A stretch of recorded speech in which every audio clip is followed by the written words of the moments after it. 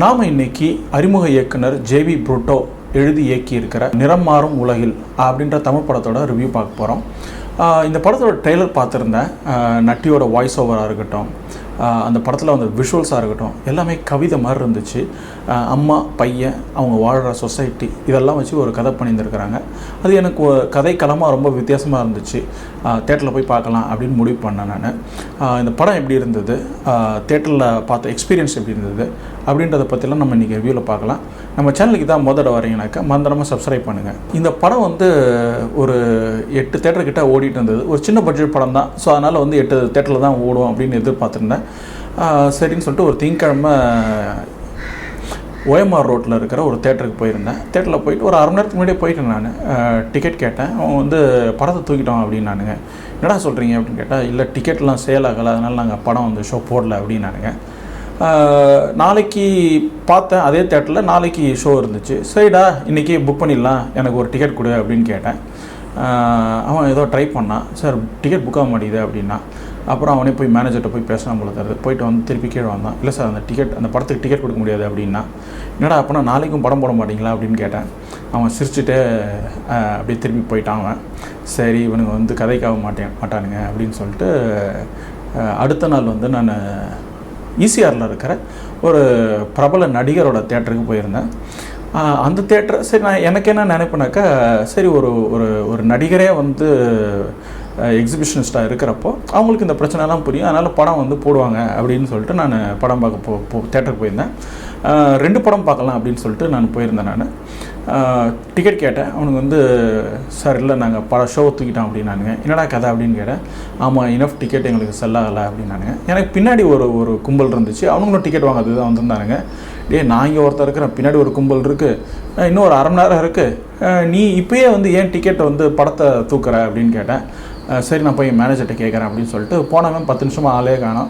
அதுக்குள்ளே பின்னாடி இருந்தவங்க எல்லோரும் கிளம்பிட்டானுங்க. அவன் வந்துட்டு இல்லை சார் நாங்கள் போட மாட்டோம் அப்படின்ட்டான். சரி அப்புறம் எனக்கு வந்து சரி சென்னையில் கதை என்னன்றது எனக்கு புரிஞ்சிருச்சு. அப்புறம் பார்த்தேன் ஆப்பில் 4-5 தேட்டரில் வந்து மவுண்ட் ரோடு ஏரியாவில் படத்தை ஆக்சுவலாக ஓட்டுறானுங்க. சரி ஓகே நம்ம வந்து நாளைக்கு மவுண்ட் ரோடு போவோம் அப்படின்னு சொல்லிட்டு மவுண்ட் ரோடு கிளம்புன அடுத்த நாள் எஸ்கேப் சினிமாஸ் பிவிஆர் எஸ்கேப் போயிருந்தேன். அங்கே வந்து டிக்கெட் வாங்கினேன். தேட்டர் அருமையாக இருந்துச்சு, கும்பலும் ஓரளவுக்கு இருந்துச்சு. சரி ஓகே நம்ம இன்றைக்கி வந்து ஒரு அருமையான படம் பார்க்க போகிறோம் அப்படின்னு சொல்லிட்டு போய் உக்காந்தேன். படத்தோட கதை அப்படின்னு பார்த்தோன்னாக்கா, ஒரு பொண்ணு அம்மா அவங்க 2 பேருக்குள்ளே ஏதோ ஒரு பிரச்சனை. அந்த கோவத்தில் வந்து அந்த பொண்ணு வீட்டில் இருந்து கிளம்பி போகிறான். அவங்க ஃப்ரெண்ட்ஸ் வீட்டில் நான் தங்க போகிறேன் அப்படின்னு சொல்லிட்டு கிளம்புறா. அதுக்குள்ளே அவங்க அம்மா ஒரு 4-5 வாட்டி ஃபோன் பண்ணுறாங்க. அப்புறம் அந்த பொண்ணு வந்து என் கூட பேசாத அப்படின்றா. அப்புறம் அவங்க ஃப்ரெண்ட்ஸ் எல்லாம் பேசி கன்வின்ஸ் பண்ணுறதுக்கு ட்ரை பண்ணுறாங்க. எல்லார்ட்டையும் நோ அப்படின்னு சொல்கிறா.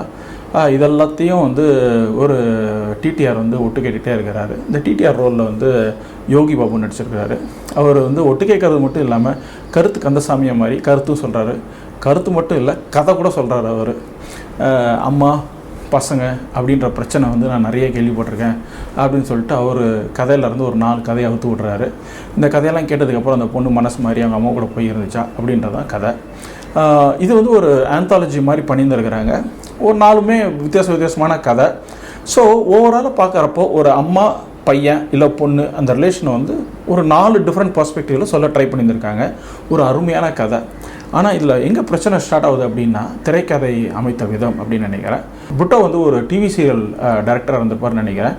ஏன்னா ஒவ்வொரு கேரக்டர் காமிக்கிறப்பையும் அழுதுட்டு இருக்கிறாங்க. அந்த கேரக்டர் வந்து அப்படி அப்படியே நகர்ந்து போகிறப்போ அழுதுகிட்டே இருக்கிறாங்க. கிளைமேக்ஸ் வரப்பையும் அழுதுகிட்டே இருக்கிறாங்க. ஓவரால் அந்த கேரக்டர் ஆர்க்கு ஃபுல்லாமே வந்து அந்த கேரக்டரை சுற்றி இருக்கிறவங்க எல்லாருமே அழுதுட்டு இருக்கிறாங்க. ஒரு 1/2 மணி நேரம் பார்த்தே பயங்கர டயர்ட் ஆகிட்டேன் நான். சரி ஒருவேளை இந்த கதை தான் அப்படி இருக்குல்ல, அடுத்த கதை நல்லாயிருக்கும் அப்படின்னு சொல்லிட்டு வெயிட் பண்ணிகிட்டு இருந்தேன். அதுக்கு அடுத்து வந்து பாரதி ராஜாவும் வடிவுக்கரசியோட கேரக்டர் ஓப்பனிங் வந்து அதே மாதிரி அழுதுகிட்டே ஆரம்பிப்பாங்க. ஆனால் ஒரு சில சீன் வந்து அவங்க 2 பேரும் ரொமான்ஸ் பண்ணுற விதம் அதெல்லாம் ரொம்ப அழகாக இருந்துச்சு. சரி இந்த கதை வந்து வேறு ட்ராக்கில் போகுது அப்படின்னு நினச்சேனாக்க அந்த சீனுக்கு அதுக்கப்புறம் பாரதி ராஜாவும் வடிவுக்கரசியும் வந்து அழ வச்சு ஃபுல்லாக அந்த கதை ஃபுல்லாக கொண்டு போச்சு. 2 ஸ்டோரி கேட்டோன்னே பயங்கர டயர்ட் ஆகிட்டேன் நான். சரி என்னடா அது நம்மளுக்கு வந்து சோதனையாக இருக்குது அப்படின்னு சொல்லிட்டு நான் வந்து பாதி படத்துலேயே கிளம்பிட்டேன் நான்.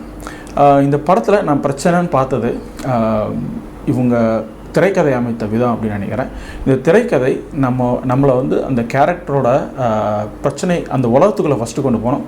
அப்புறம் அவங்களோட பிரச்சனை என்னன்றதை சொல்லணும். அதுக்கப்புறம் நம்ம வந்து அந்த கேரக்டரோட நம்ம ஐக்கியமாக இருப்போ அந்த கேரக்டரோட வழி நம்மளுக்கு புரியும்.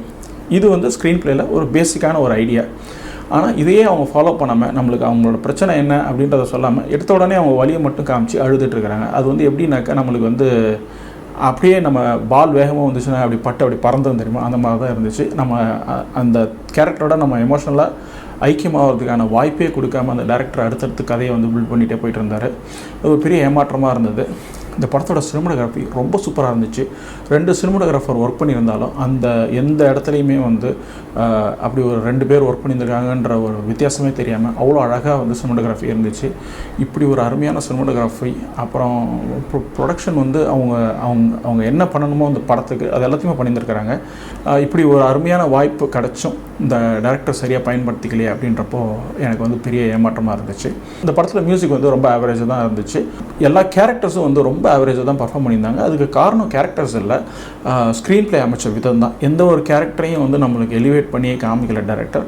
ஸோ அதனால் எல்லா கேரக்டரும் அப்படி அப்படியே வந்து போகிறாங்க. இதையும் மீறி பாரதிராஜாவும் வடிவுக்கரசியும் பண்ண அந்த ஒரு 30 செகண்ட் ரொமான்டிக் சீன் வந்து ரொம்ப அருமையாக இருந்துச்சு.